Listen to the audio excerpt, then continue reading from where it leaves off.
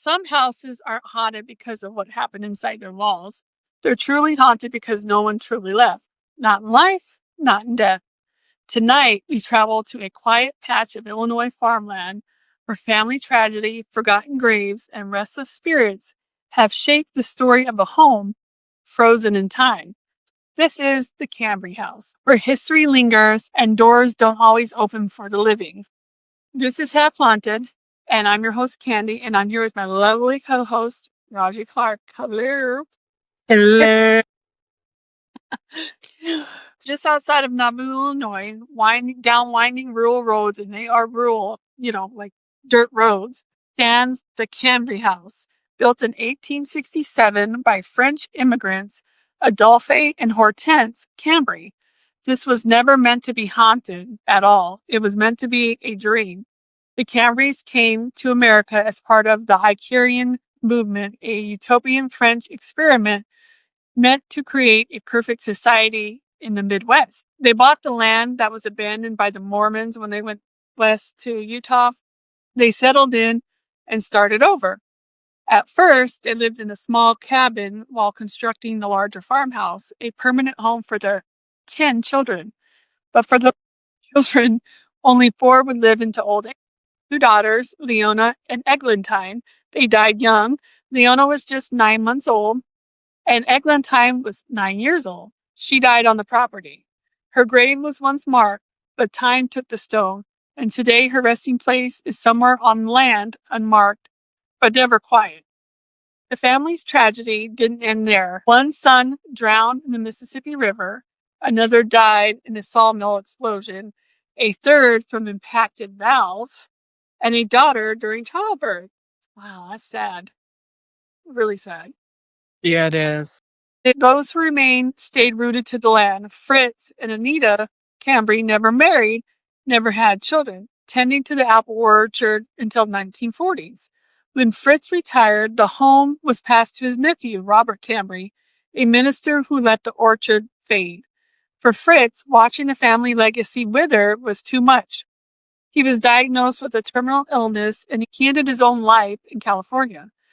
So in 1979, Rebecca's grandparents bought the Cambre House at auction. They restored it, preserving its history, and it became the first private residence in Hancock County on the National Register of Historic Places. When Rebecca took ownership, she thought she was inheriting the old home.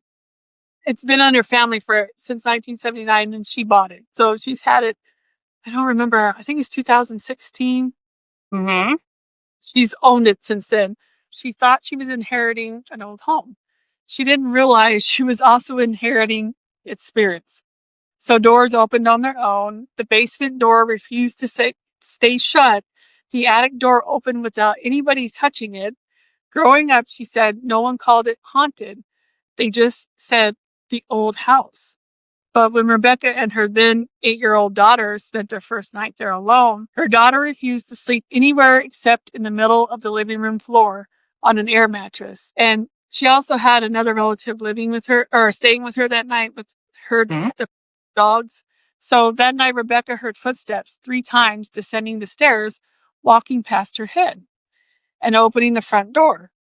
Her sister remembered doing it twice to let the dog out to use the bathroom. Well, the footprints, well, it belonged to someone else. So yeah, she was telling me that she was up and down all night sleeping, but she was staying in bed and she's like, I heard 3 footsteps 3 different times, but I think she didn't want to really look. I don't blame her. I wouldn't either. But yeah, I thought when she told me that story, I said, oh my God, that would scare me when you first buy something, haven't really stayed the night there until then. And then you have your 8-year-old daughter. When your 8-year-old daughter doesn't want to go anywhere except down there, that should tell you something. You know what I mean? Exactly. So Rebecca brought in her psychic medium, Kelly McCarville. They're from the Traveler's Moon. I know Kelly and her husband, Chris. Wonderful team. They are wonderful. So she toured the house and she immediately sensed Eglantine. And she said there was someone else, a boy, 9 years old. Rebecca was confused because Eglantine had been a twin, but her twin sister died as a baby. There was no boy. Rebecca, though, check this out. Rebecca dug into family records. She found Louis, which is a grandson that lived down the street from the farm and often visited, and he died at the age of 9. Crazy, right? So when she spoke his name, the device on the table lit up one steady tone. Louis had been found. So it was a little boy that was also there too. Okay. Yeah, I love that place. It's like a home away from home. The Cambre House isn't the only thing on this property holding secrets. Rebecca's inherited paperwork she found a note. All it said Native American burning pit. It wasn't a pit, it was a burial mound, one of possibly 3 on the property. The Standing Bear Council confirmed it and held a blessing ceremony to honor the disturbed spirits. Rebecca avoids the area out of respect, but she says shadowy figures linger there. The feeling of being watched never fades. Where the house is, there's woods all around it, and the woods all burial mounds are, and it's no joke. And then when you feel like you're being watched, you literally are feeling like you're being watched, like there's someone watching you at all times. But it's beautiful. It's not scary, but it's interesting. So the famous front door of the Cambre House is notorious. Sometimes it opens and sometimes it won't. Keys work or they don't. People are welcome or they're not. So Rebecca's own mother, after moving some furniture and pillows she's rearranging, was locked out by unseen hands. I guess she stepped out and then they locked her out. Mm-hmm. I mean, a ghost, if you have it one way and then someone moves it, Yeah. lock them out too. Say, don't move my stuff. She knows I'm messing with. She knows I'm a jokester. Right. This is the crazy part here. Contractors have been locked in or out.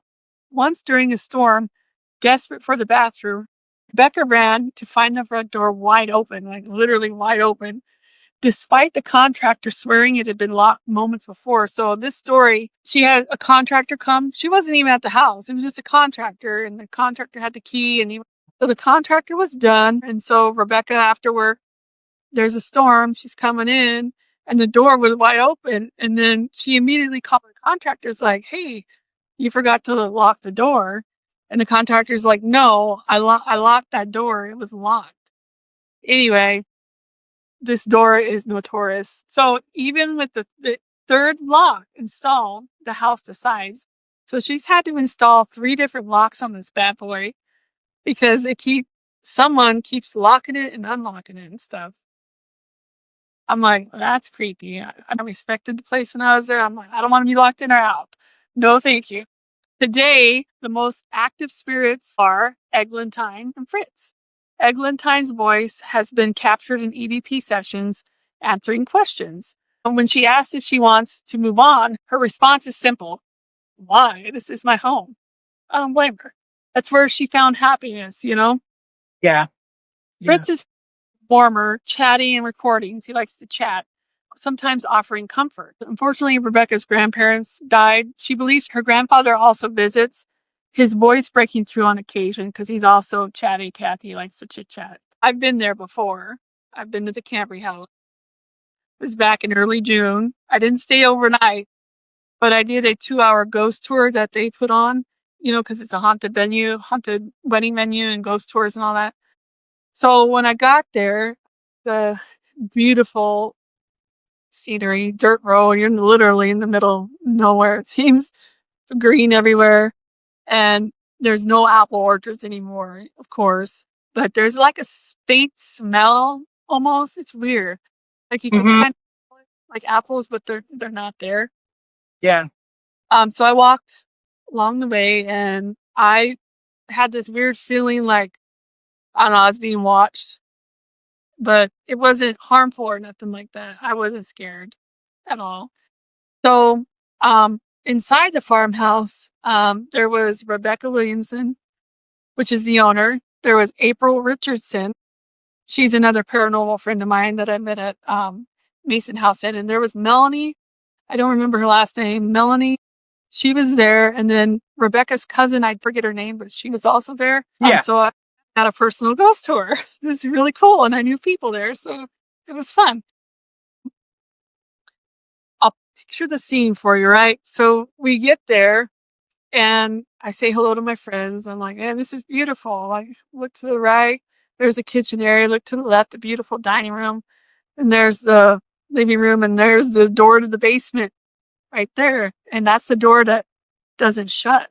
I mean, it'll pop open. Even when Rebecca said when they were kids, when they were kids, the door would always open just by itself. So during their parties or whatever they had, they always had to have one kid stand there, stay by the door so it shuts so nobody will fall down because those stairs are pretty. Okay. Yeah. She sat down and she gave me a very detailed description of the story behind it, the history. She's very knowledgeable. I was asking questions and there's pictures of Adolphe and Hortense on the mantle. And then there's a bathroom. Well, there was one bathroom in the place, right? Back in the day. It was upstairs. Okay. Upstairs. So, but they actually put a second bathroom downstairs in a bedroom. There's a bedroom downstairs and then like a big area up top stairs where the attic. That's where all the children, I guess, stayed in the one room. And then they had the room for the parents. And then the bathroom was up there. But they didn't put that second bathroom in until I think it was these are 2000s. I'll have to double check with her, but it wasn't until then because her grandmother didn't want to have to keep walking up and down to go use the bathroom. But she took me upstairs, and those stairs, they're steep. Well, they're old from the 1800s, so they're not like you know what I mean. They're not. If you're not careful, you would fall. So you have to be really careful. I mean, they're really. But it was nice. Just felt a different. How do I explain this? I felt like a male presence in the room, not the main room upstairs, but the bedroom. I was like, okay. It wasn't scary. I just didn't mind it, but it was cool. There was a door that opened. There was no stairs. So you had to be careful. But across that door, across the way, they did that in the summertime to get breezes. So it off the house. And then the coolest part upstairs is they had this like, I don't know what to call it. It was like a metal grate thingy.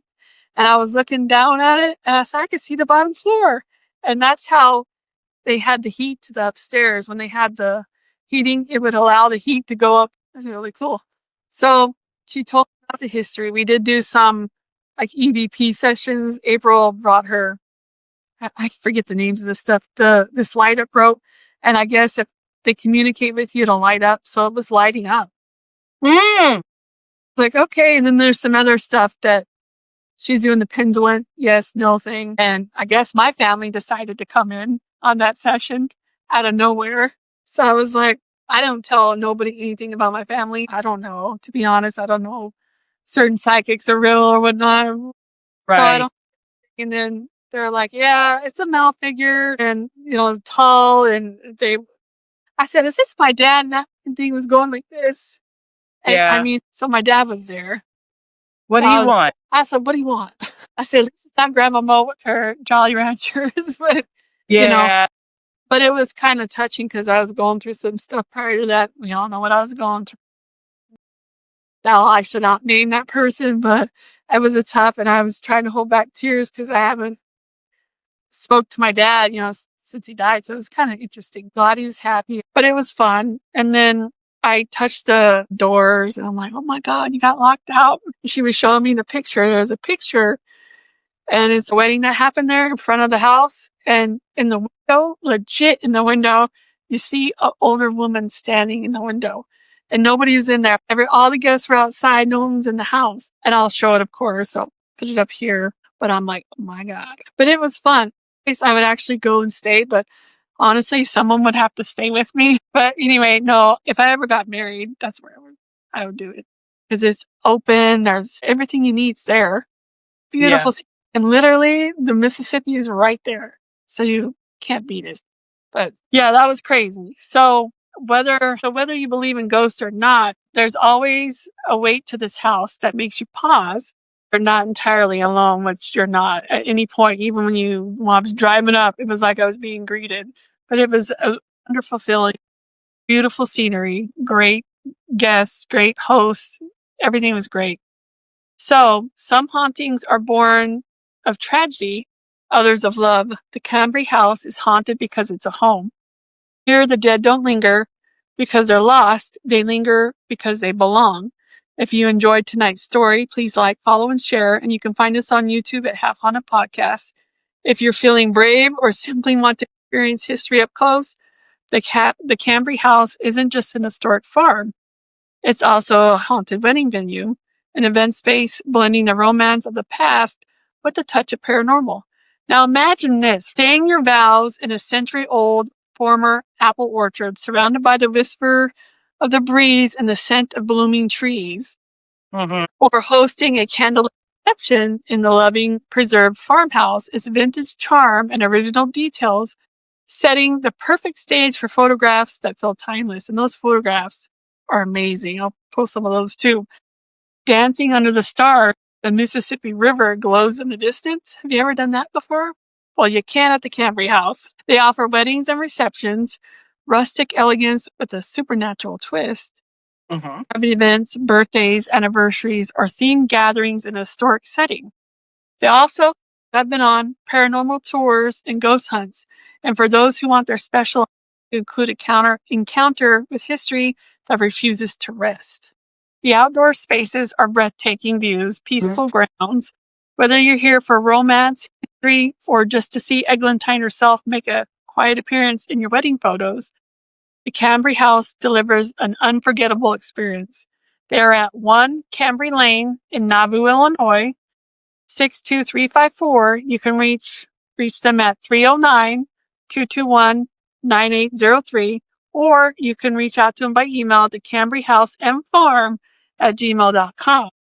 Until next time, keep your eyes open, keep your lights on, and remember, some houses aren't empty. They're just waiting for you to come around. That's right, and stay haunted. I heard you playing with the door while I was downstairs.